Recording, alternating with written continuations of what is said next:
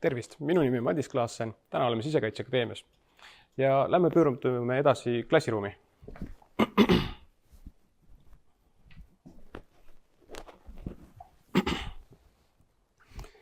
Siin majas töötan ma õpetajana ja samamoodi töötan ka Päästeametis välijuhina. Siin majas õpetan ma siis Päästekolledžis päästetööde juhtimist ja Päästeametis töötan välijuhina.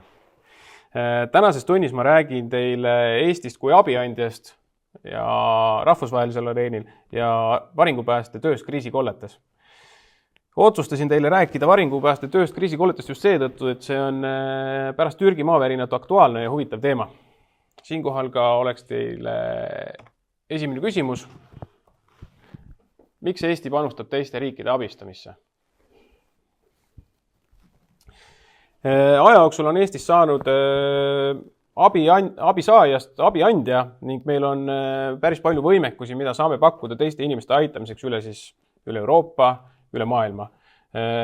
Teiste riikide abistamine on meile nagu hea võimalus luua häid sidemeid teiste riikidega, see on niisugune poliitiline pool ning teine asi on ka siis sõprussuhtelite loomine ning samuti ka meil niisugune pääste poole pealt, kuidas ma ütlen, siis teiste abistamine loob meile kindluse see, et kui me abistame teisi ja kui tulevikus peaks tulema meile mingisugune õnnetus, suurem õnnetus, siis me saame ka ise abi teiste poolt. Et me oleme abiandjad ja vajadusel saame ka teiste poolset abi. Siinkohal on meil olemas ka väga palju eksperte Eestis, üksikisikuid ekspertide näol, kes siis käivad üle maailma ja pakuvad oma teadmisi erinevates kriisikolletes, kuidas me saame abistada just niisugusel laiema pildi haldamisel ja kuidas sellest kriisidest paremini välja tulla, kuidas inimesi abi andmist organiseerida. See on üks pool, mida eestlased teevad. Teine pool on siis ka see, et me oleme liitunud Euroopa Liidu elanikkonna kaitsemehhanismiga ning me oleme andnud sinna üles, ütleme siis, erinevad kompetentsid, ehk siis näiteks meditsiini- ja varingupääste meeskonnad, kes on valmis reageerima 24 tundi 7 päeva, ööpäeva ja nädalas, eks ju, et me oleme valmis reageerima ükskõik kuhu üle Euroopa ja ka Euroopa lähiriikidesse, kes on selle programmiga liitunud. Ja samamoodi oleme andnud välja ka selle elanikkonna kaitsemehhanismi siis raames ka niisuguse peale meditsiini ja peale varingupääste niisuguse meeskonna, nagu on üleujutuspiirkondade pumbameeskond. See on siis meil 3 Balti riigi peale ühine. Ja siis, kuna me oleme ka igal ajahetkel valmis reageerima, siis on meil ka tegelikult sellest tulenevalt ka kohustus ennast heas vormis hoida nii teadmiste kui ka oskuste poolest. Need on niisugused siseriiklikud õppused, kus me teeme lähiriikides, käime õppimas. Aga üks hea asi on ka see, et kui me käime abi andmas teistes riikides, siis sealt saadud kogemused ja teadmised on tegelikult kulda väärt. See on ka üks põhjus, miks me oleme abiandja. Siit tuleb nüüd teine küsimus teile. Mis muutis Türgi maavärina nii hukkunute rohkeks? Mis on need põhjused, et sai hukka suurusjärgus 50 000 ja pluss inimest? Üks esimesi faktorid kohe on see, et maavärin toimus hommikusel ajal kell 4.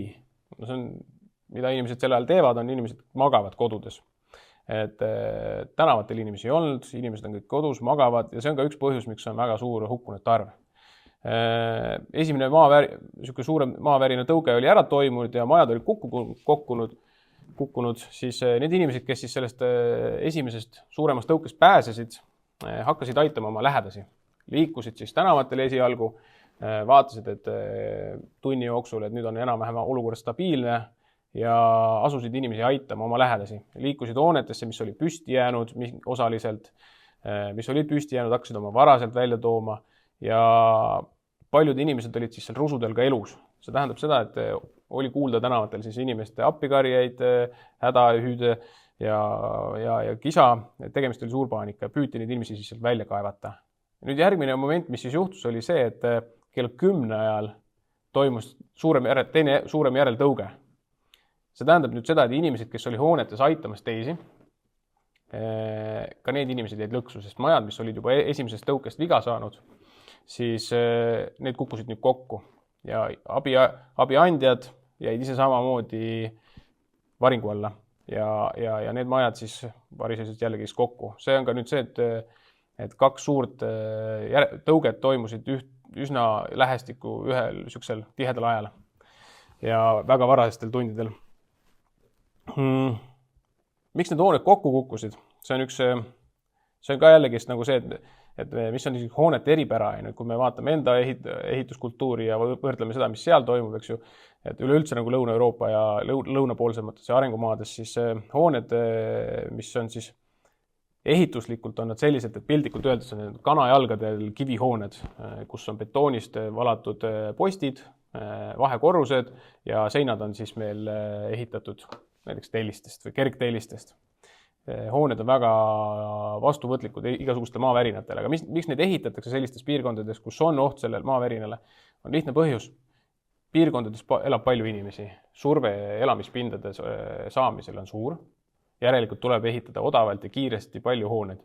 Ja kuna see surve on päris suur siis ehitussektor siis ehitab neid kiiresti, siis paratamatult tehakse ka hästi palju mööndusi ehituslikele nõuetele ja paratamatult siis need hooned on ka maavärinatele vastuvõtlikumad ja need võivad kokku kukkuda. See on üks peamisi põhjusi nagu ehitusliku poole pealt. Kui me nüüd mõtleme seda, et inimesed olid kodus ja magasid, siis mida tähendab ka see, et kuhu jäid siis kohalikud abiandjad? See on hästi oluline küsimus selle juures, et üldse inimesi abistada, siis kuhu jäid kohalikud abiandjad, ka nemad olid kodus ja magasid. Need, kes olid valves, need oli üsna vähe selle võttes, et see on ainult üks osa, kõik inimesed ei ole 24/7 järjest valves, vaid on vahetustega töös ja need inimesed, kes olid enamuses olid kodudes. Nüüd juhtus see, et maavärinas inimesed, eks need abiandjad jäid ka samamoodi maavärina alla. Ehk siis täielikult ühe hoobiga halvati täielik reageerimisvõime kogu piirkonnas üldse inimesi aidata. Ja kohaliku abi päris paljudesse kohtadesse ei jõudnudki. Ja siinkohal oli ka see, et päris paljud rahvusvahelised meeskonnad, kes appi tõttasid, olidki piirkondades esimesed abiandjad pärast teist või kolmandat päeva. Et need olid need põhjused põhimõtteliselt, miks hästi palju hukkuneid oli selles.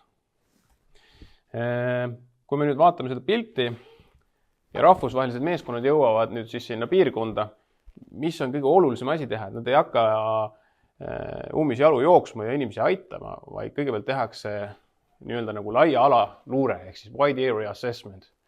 Moodustatakse alades sektorid, määratakse sektoritesse meeskonnad, kes liiguvad sinna piirkonda ja kes kus punktides hakkavad tööle. Ehk siis sektorid moodustame ära, siis kas siis näiteks geograafilistel või siis linna tänavate põhjal. Ja kui juba sektorid on moodustatud, siis liigutakse selle peale, et hakatakse igat töökohta lähemalt uurima, määratakse töökohtadele selles sektoris oma nimetus, näiteks sektor C ja hoone C1, tegemist on siis endise hoonega ja hoone sai nimetuse C1, sest me ei tea, milline hoone see tegelikult oli, kas ta oli, mis tänava nimetus oli, mis maja number oli, et neid asju me ei kasuta. Ja päästjad luuravad siis ära, teevad kiiresti ülevaate, milliseid vahendeid sellel hoonel on siis vaja, et inimesi abistada. Ja kui kedagi leiavad kiiresti vahetult seal samas, siis tuuakse neid inimesed seal kohe ära. Siin on mõned näited, millised siis on need varingutüübid, et mida siis päästjad seal piirkonnas kohtavad. Et majad on kas siis nagu pooleks murdunud külili vajunud, on nii-öelda nagu pannkoogi lahendused, kus on kihistused, et kõik need kihistused, mis me siin näeme, need on tegelikkuses korrused. Esimene korrus, teine korrus, kolmas korrus, neljas ja nii edasi. Kõik need kihid on siis koos ja inimesed on nende korruste vahel siis sees, siin selle rusu vahel sees. Igasugused viltu vajunud hooned, rippuvate detailidega hooned ja täiesti rusuhunnikud. Et kus hoonet ei olegi võimalik tuvastada, vaid on üks suur rusuhunnik. Hästi palju, põhimõtteliselt piltlikult öeldes üks hästi suur kivihunnik. Igasugused hoonetunnused juba seal reaalselt puuduvad. Ja sellest sõltuvalt siis sellest varingutüübist, mida me seal näeme, mis siin on, me näeme ka selliseid asju, et sellest sõltuvalt ka, millised võimalused inimesed on ellu jääda, kas siis on suured avad, kuhu inimesed on võimalikult jäänud, on väiksed avad, kuhu nad on kitsalt kokku surutud. Et kui me mõtleme nendele varingutüüpidele, mis need pildid olid, siis mida rohkem kihid koos on, seda väiksemad avad on ja seda väiksemad võimalused inimestel on ellu jääda sellistes oludes. Kui me oleme teinud ära juba niisuguse hoonete triaaži, ära märkinud hoonetele nimetused varingute kohale, siis saadetakse sinna peale vastavalt sellele, milliseid meeskondi on vaja, kas seal on vaja suurt meeskonda, väiksemat meeskonda, milliseid töövahendeid on vaja, siis vastavalt sellele määratakse ära nüüd see, et meeskond, kes sinna peale läheb ja hakatakse otsima nii koertega, erinevate tehniliste vahenditega, otsinguvahenditega ja käiakse see ala üle, kontrollitakse seda, et kas seal on ellu jäänuid, selleks on näiteks koerad väga hea võimalus, erinevad töövahendid, millest ma natuke hiljem räägin, millega saab tuvastada, kas inimesi on elus või ei ole, ja tehakse kiired, nii-öelda nagu hästi kiired päästed, mis on rapid search and rescue, ehk siis hästi kiired. Keegi on kuskil all kinni, võetakse välja, tuuakse ära, antakse kiirabil üle. Ja kõik siuke kiire töö hakkab pihta siin siis. Ja sealt edasi juba liigutakse täis siuksele pääste faasi, kus siis toimuvad suuremahulised tööd, lõhkumised, läbimurded, nööripääste kuskilt sügavustest, toestamised. Siin on näha erinevad toestamised, mis on olnud inimesi kuskilt avasustest ära tuua, näiteks inimene sinna all ja päästed kõigepealt julgestavad need rusud ära, et saaks ise üldse sinna sisse liikuda. Ja töö sügavustes, otsinguseadmetega töö seal, et otsitakse ellu jäänuid. Ja see on hästi mahuline töö nüüd. Ja kõik need vahendid, mis siin on, siis need töövahendid ja asjad, mis siin kasutuses on, siis need tuuakse päästajad, võtavad kõik selle kaasa. Et kui meie lendasime Türki, siis meil oli varustust kaasas 14 tonni. 14 tonni varustus, sealhulgas siis laagrivarustus pluss siis töövahendid. Kui me vaatame neid töövahendid, siis tegelikult alustame siit üsna lihtsad, väga lihtsad vahendid. Laavidad, kirved, kirkad, kangid, kõik see on niisugune esmane lihtne. Toestusvahendid, erinevad metallist, puidust, igasugused suruhaamrid, hüdraulilised vahendid, millega asju liigutada, mootorsaed, ketaslõikurid, igasugused tõstepadjad, mida saab õhuga tõsta, igas lõikevahendid ja kui me vaatame siia, siis hästi oluline life locating sensor equipment, ehk siis põhimõtteliselt elu tuvastamiseks variandid, millised seadmed on olemas termokaamerad, otsingukaamerad, igasugused, mida me saame avadesse sisse panna, akustilised seadmed, üldse kuulata mingisuguseid helisi kuskilt rusu vahelt, inimene kriibib, midagi kraabib, kuuleme ära neid. Radarid põhimõtteliselt tuvastab igasugused väiksemaid lihastõmbeid kuskil kuni 10 meetri sügavusest. Pannakse rusuhinniku peale ja siis tuvastab näiteks. Sama väärne nagu koerale. Nüüd saame niimoodi, koer võtab lõhna järgi, meie võtame sihukeste liikumiste järgi. Siin on üks, selle asja juures on ka hästi oluline see, et ma näitan ühte videot siin, et kuidas see töö siis tegelikult nagu välja näeb seal. Kui me mõtleme nüüd selle peale, mis siis varingupääste endast kujutab, eks ju, et see ei ole lihtsalt nii, et me tõstame asju pealt ära, vaid me kaevume sügavale hoone sisse. Kaevume sinna hoone sisse ja hakkamegi seda rusu siis selle inimese ümbert ära kaevama välja. Ja siin ongi näha, kuidas siis laps on jäänud hoone konstruktsioonide vahele selliselt, et mis on hoone kokku kukkunud ja see tema ümber olev olnud ruum on ka täitunud väga peene sükse rusu räbuga, risuga ja me peame ta põhimõtteliselt sealt seest välja kaevama. Ja kuna siin laps elus ka, et siis me saame ta ilusti, kaevatakse tema ümber kõik vabaks ja ta tuuakse sellest hoonest välja läbi siis selle rusu jällegist, eks ju. Et siin kohal on hästi oluline, et me ei saa nagu keskenduda sellele, et me hakkame rusu pealt järjest ära koristama, seepärast see võtab väga mahukalt aega, selleks on raske tehnikat vaja ja raske tehnika tähendab seda, et me peame ju tekitama paratamatult selles rusus mingeid liikumisi, mis võivad kahjustada ellujäänute võimalusi elus püsida. Markantteid näiteid, kui kaua inimesed sellistes tingimustes vastu peavad. 2 nädala tagant on ka inimesi välja toodud. Et 2 nädalat kuskil sellistes tingimustes inimesed vastu pidanud. See on uskumatu lihtsalt aeg, mis on, aga enamjaolt öeldakse, et 2 ööpäeva, 2-3 ööpäeva on siuke aeg peale, mida järsult langeb ellujäänute võimalus. Et mis siis on need määrad, on igasugune temperatuur, igasugused kommunikatsioonid, mis on purunenud, ujutavad keldrikorruseid üle ruume, vesi näiteks, eks ju, hoonetes, eks, et kõik need võimalused inimestele, need vähendavad inimeste ellujäämise võimalusi. Mis oli Türgis eripärane, oli see, et hoone rusutüüp oli seesama, mis ma näitasin, oli see kivihunnik. Hooned varisid kivihunnikuks. Ja mis tekib, on see, et see hoone, põhimõtteliselt see kivihunnik säilitab selle soojustemperatuuri, mis selles hoones eelnevalt oli, põhimõtteliselt isoleerib ära välismaailmast ja kui päästjad kaebusid näiteks juba 4., 5. või 6. päeval sinna rususse sisse, siis see rusu oli seest endiselt soe. Et see oli üks pluss, mida siis, kuna ta kaitses, ta oli üsna tihe, siis kaitses inimesi välistemperatuuri eest, sest piirkonnas oli -5 kuni +5 öösel. Et see oluliselt mõjutab inimeste ellujäämise võimalusi seal. Siin on veel üks video. Et kui ma ütlesin, et me ei võta neid rususi pealt ära, siis tegelikkuses ongi nii, et majadusel me liigume hoonete, siin on näha, kus siis tegelikult on mingi korrus on tegelikult säilitanud oma mingisuguse ilme, seinad on mingis osas püsti, lagi ja mingis osas olemas, aga ülemised korrused on kokku kukkunud ja tuvastati see ellujäänu asukoht ja nüüd põhimõtteliselt liigutakse siis võimalikult tema lähedale ja tuuakse ta läbi siis selle konstruktsiooni elementide välja. Et see on üks oluline punkt, et me ei hakka nagu ümberringi lihtsalt lõhkuma.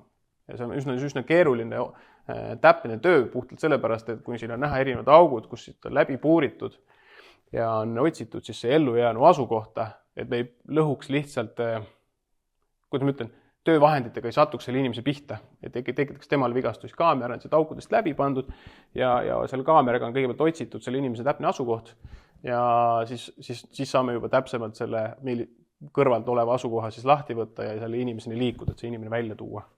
Et üsna täpne tehniline töö, et ei ole puhtalt sihuke kangi ja kirve meetod. Et nõuab hästi palju mõtlemist ja planeerimist.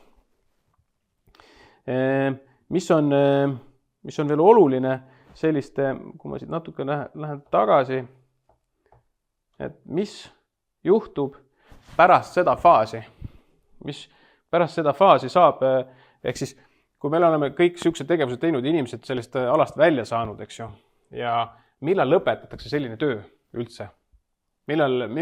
Kes ja millal langetab selle otsuse, et me lõpetame ellujäänute otsimise ja laseme raske tehnika peale?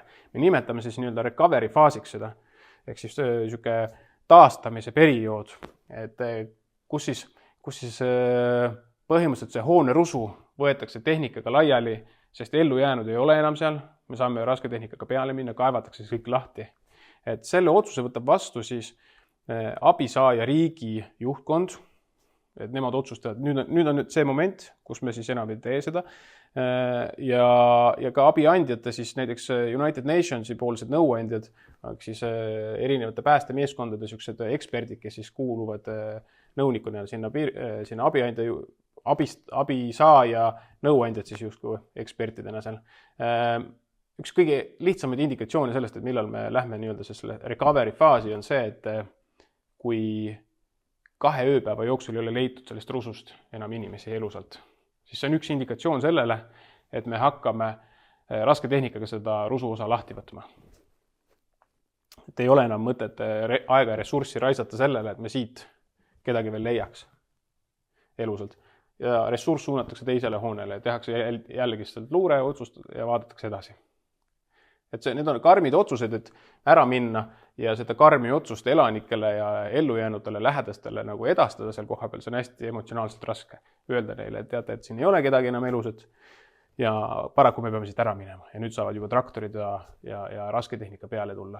Ka see on nende jaoks tegelikult info, sest nüüd nad saavad tegeleda juba hukkunu väljatoomisega ja nende kultuuri mõistes näiteks inimestele, kultuurid on erinevad, eks ju, ja mõne jaoks ongi hästi oluline saada ka see hukkunu hästi kiirelt kätte, et teha hästi kiirelt ka siis matusetalitused, kuidas ta siis vastavalt siis nagu religioonidele ja vastavalt uskudele siis nüüd protseduurid läbi, et kõik oleks justkui nagu õige. Et selline oli see osa, mida ma tahtsin teile tutvustada. Ja minu poolt on teile kõik. Aitäh kuulamast!